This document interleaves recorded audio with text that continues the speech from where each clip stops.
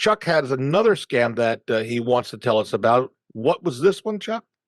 This is what seems to be more frequent because the ones we've mentioned so far where the buyers are fraudulent.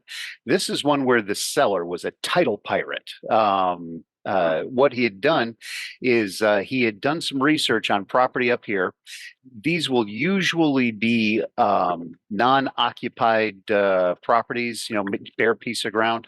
And what he was doing is he said he was the seller.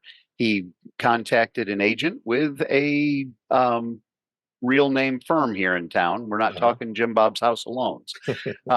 And he got the property listed and he had a story. His story was that, well, he's having surgery and it's really kind of a private surgery. So he really don't want to talk about it, but he's not going to be available. He's not going to be at closing.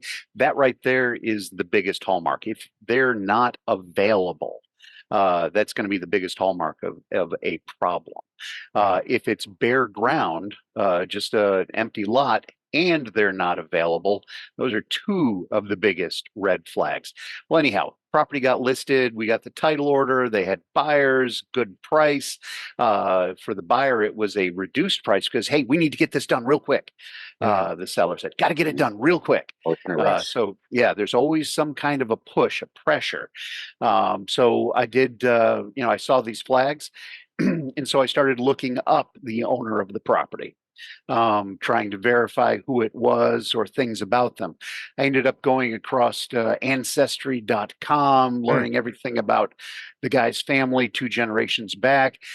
He had gotten the property back in 1962 by a will from a grandmother. So I had all these names and I called the guy up, loaded for bear here, ready to find out. Surely he's going to know who his aunt is that left him the property, 40 years ago. But all of a sudden it's like, oh, I got my phone's back. Connection. Let's do this by email. And that's the third huge big red flag. The other thing was, well, if he got the property in 1962, he's going to be at least a certain age, 18 plus the number of years in between. This guy couldn't have been more than 30. So real problem. Yeah, found out it wasn't real. We killed the deal. I called up the actual owner, which is the best way to determine.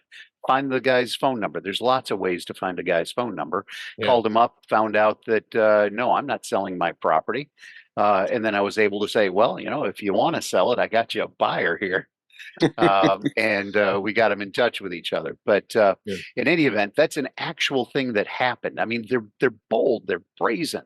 You just have to keep in mind that if it looks too good to be true, it is. Yeah.